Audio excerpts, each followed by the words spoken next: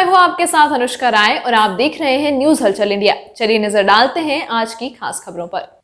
श्री श्री 1011 ब्रह्मश्री योगी जी राज श्री बर्फानी दादाजी महाराज के अस्थि कलश 12 जनवरी से इंदौर स्थित बर्फानी धाम आश्रम पर भक्तों के दर्शनार्थ रहेगा। 15 जनवरी को श्री रामार्च पूजन यज्ञ व शाम को भंडारे का आयोजन भी होगा। देश के मशहूर संतों में से एक योगाधिराज ब्रह्मश्री बर्फानी दादाजी 23 दिसंबर की रात गुजरात के अहमदाबाद में ब्रह्मलीन हो गए।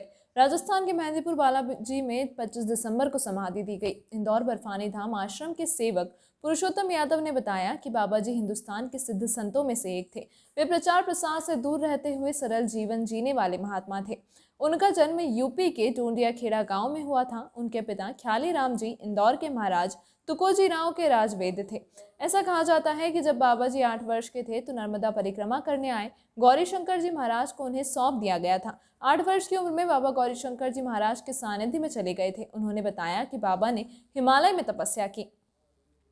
बता दें कि हर साल शरद पूर्णिमा के दिन बर्फानी धाम से औषधि युक्त खीर का वितरण किया जाता है। उस प्रसाद को ग्रहण करने के लिए देश विदेशों से लोग बर्फानी धाम आते हैं। भक्तों का दावा है कि बर्फानी दादा की उम्र सैकड़ों वर्ष थी। गौरतलब है कि बर्फानी दादा की प्रेरणा से इंदौर में जड़ी बूटियों पर आधारित औषधालय भी चलता है। श्री श्री 1011 ब्रह्मश्री योगीराज श्री बर्फानी दादाजी महाराज का अस्थि कलश दिनांक 12 जनवरी से इंदौर स्थित बर्फानी धाम आश्रम पर भक्तों के दर्शनार्थ से रखा गया। दादाजी के परम शिष्य महंत महामंडलेश्वर भरतदास जी महाराज ने बताया कि इस तारतम्य में संत व गुरु परंपरा अनुसार दिनांक 15 जनवरी को रामार्च पूजन यज्ञ व शाम को भंडारे का आयोजन रखा जाएगा। इसके बाद श्री दादाजी के चरण पादुका को स्थापित कर पूजन किया जाएगा।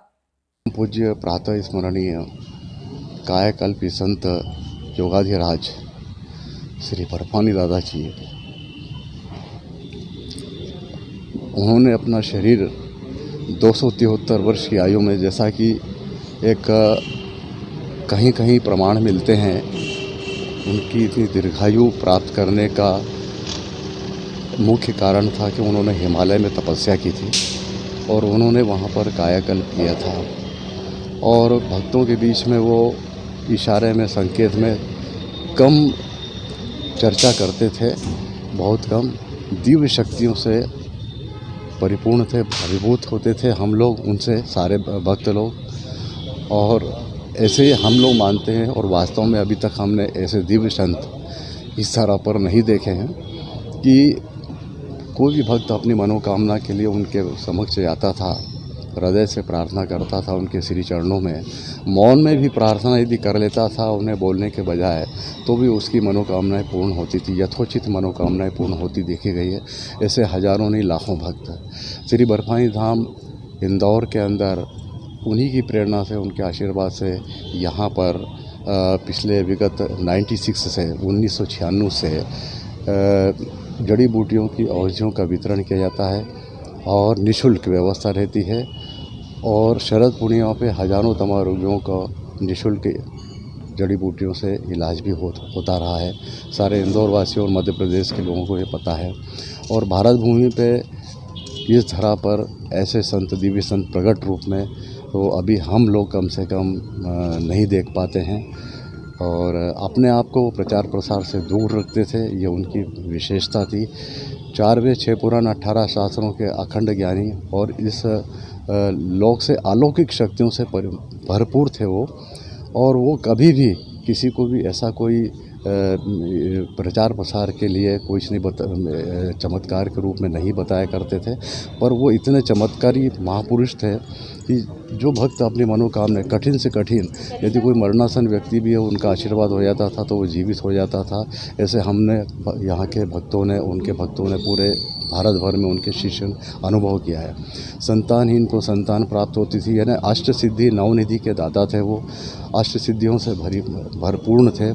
ऐसे संत कम से कम पिछले अध्यात्म जीवन में मैंने तो नहीं देखे। उनकी आयु के बारे में कुछ जानकारी मिली थी, 300 वर्ष से अधिक कुछ आयु बताई जा रही है। ऐसा प्रमाण मिलता है कहीं कहीं पे कि उनका 1747 का जन्म था।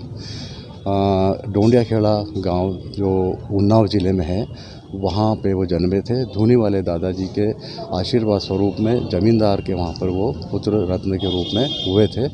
और जब हुए थे तो गौरी शंकर महाराज जी ने जमींदार साहब को कहा था कि जब 2 बालक हुए थे तो उन्होंने बोला था कि एक बालक हम संत समाज को प्राप्त कर लेंगे। 8 वर्ष की आयु में उन्होंने ले लिया था। तब से वो नर्मदा परिक्रमा और अपने तमाम तपस्या सारी विद्याओं पे, चाहे किसी भी प्रकार की विद्या होती थी, वो सब के जानकार थे। सारी विद्याएं, जिसमें कि जैसे 10 महाविद्या, ये गूढ़ विद्या मानी जाती है।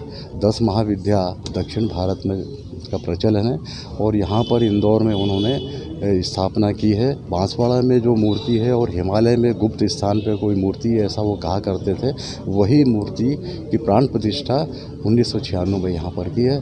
इस माँ अहिल्या की इस पावन नगरी में ये सौभाग्य का विषय है कि एक ऐसा सिद्ध पीठ यहाँ पर उन्होंने स्थापित किया है। आपका नाम बता दीजिए। पुरुषोत्तम यादव।